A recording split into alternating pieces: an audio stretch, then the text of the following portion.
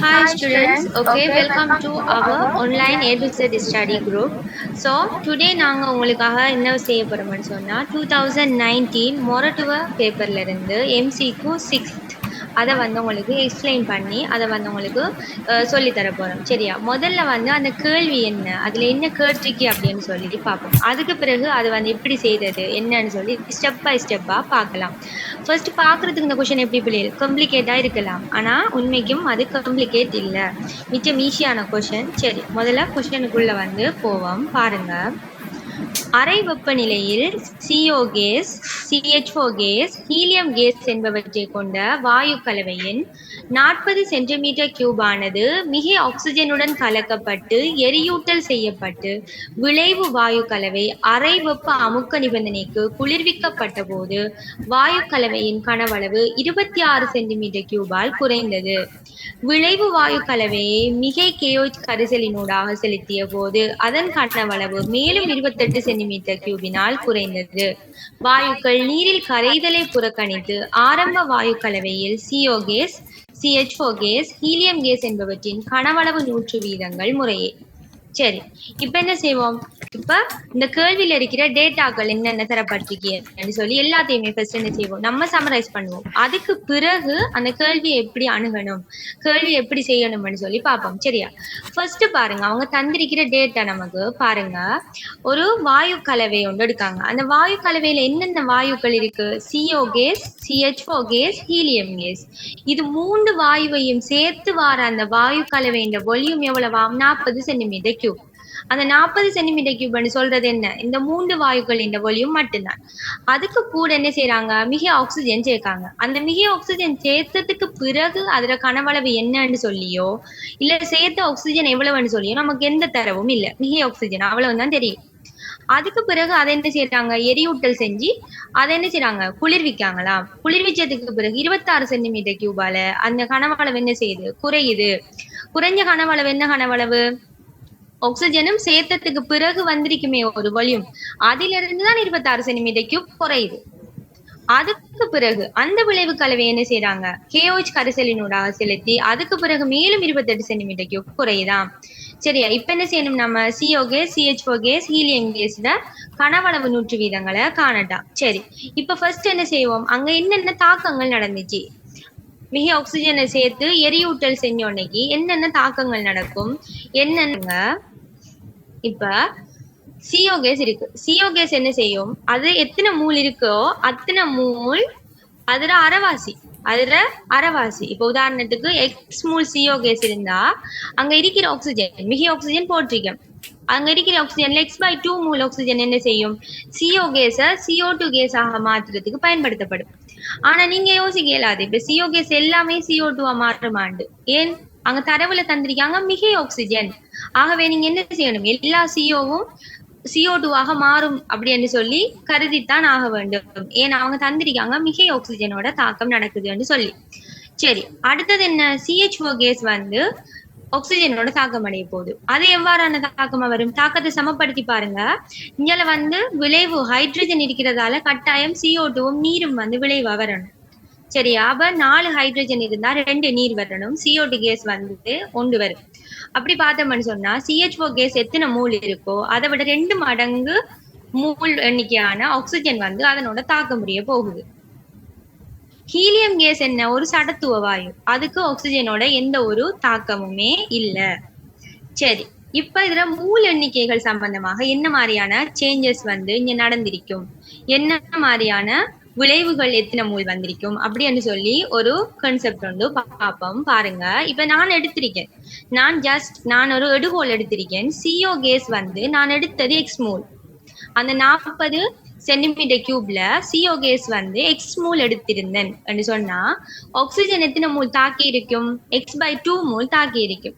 விளைவாக CO2 case X மூல் வந்திருக்கும். சரி, அதே மாதிரி CH4 கேஸ் வந்து Y மூல் எடுத்திருந்தேன்னு சொன்னா அதோட ஆக்சிஜன் எத்தனை மூல் தாக்கி இருக்கும்? 2 Y மூல் தாக்கி இருக்கும். ஆகவே CO2 கேஸ் வந்து Y மூலும் H2O கேஸ் வந்து 2 Y மூலும் வந்திருக்கும்.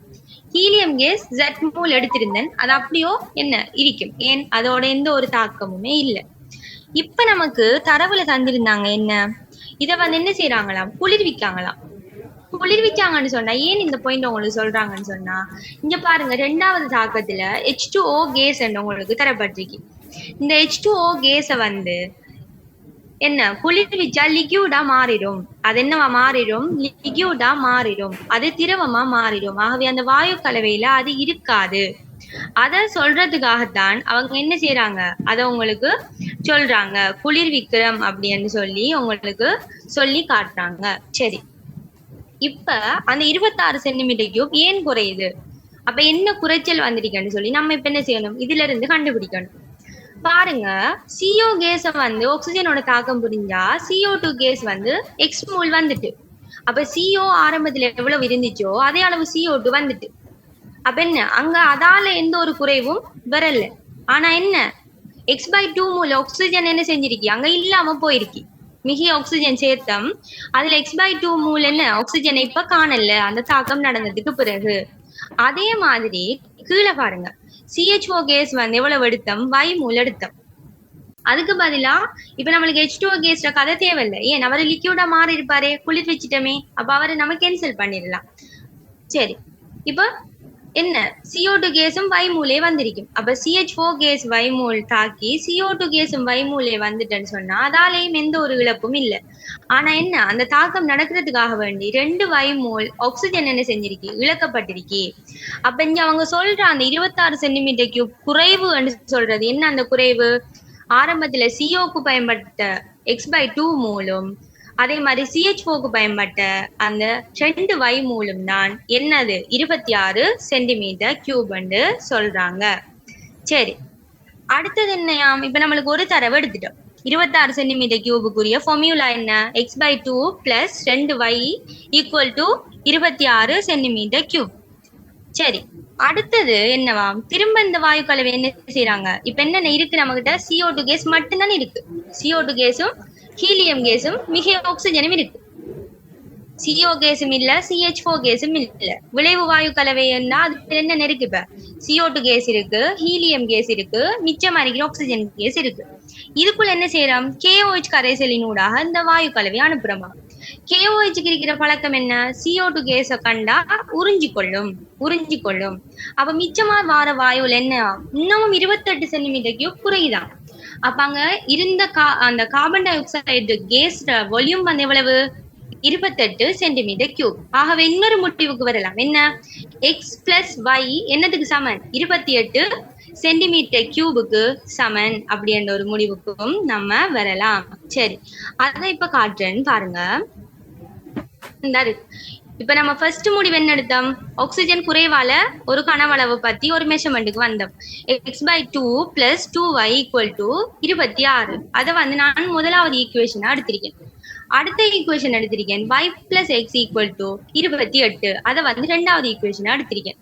இப்ப முதலாவது ஈக்குவேஷன்ல x/2 இருக்கிறது நம்மளுக்கு என்ன, அவ்வளவு கொஞ்சம் இடைஞ்சல் தானே. அதால நான் என்ன செய்யறேன், அதை 2ஆல பெருக்கி அதை வந்து எப்படி எடுக்கிறேன், x ஆக 4y சமன் 52. இதை வந்து 3வது சமன்பாடா எடுத்துட்டேன்.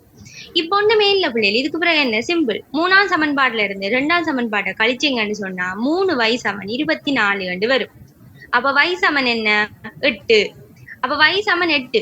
2வது சமன்பாடை பாருங்க, y சமன் 8ன்னு சொன்னா x என்ன வரணும், 20 சென்டிமீட்டர் கியூப்னு சொல்லி வரணும். 20 சென்டிமீட்டர் கியூப்னு சொல்லி வரணும்.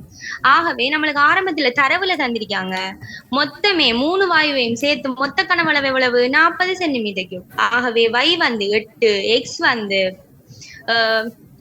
20 சொன்னா z வந்து எவ்வளவு வரணும், 12 சென்டிமீட்டர் கியூப் தான் வர வேணும். சரி, இப்ப நம்ம என்ன கனவளவுகள் எல்லாம் கண்டுட்டோம். ஆனா நமக்கு கொஸ்டின் என்ன, கனவளவு 100 வீதம், கனவளவு 100 வீதம், அதான் நமக்கு கேட்டிருக்கிற கேள்வி. இப்ப என்ன கனவளவு எல்லாம் கண்டா, கனவளவு 100 வீதம் காண்றது அவ்வளவு பெரிய வேலை இல்லையா. பாருங்க, சதவீதம் கண்டிருக்கேன் பாருங்க, CO கேஸுக்கு கண்டிருக்கேன். டோட்டல் வால்யூம் வந்து 40.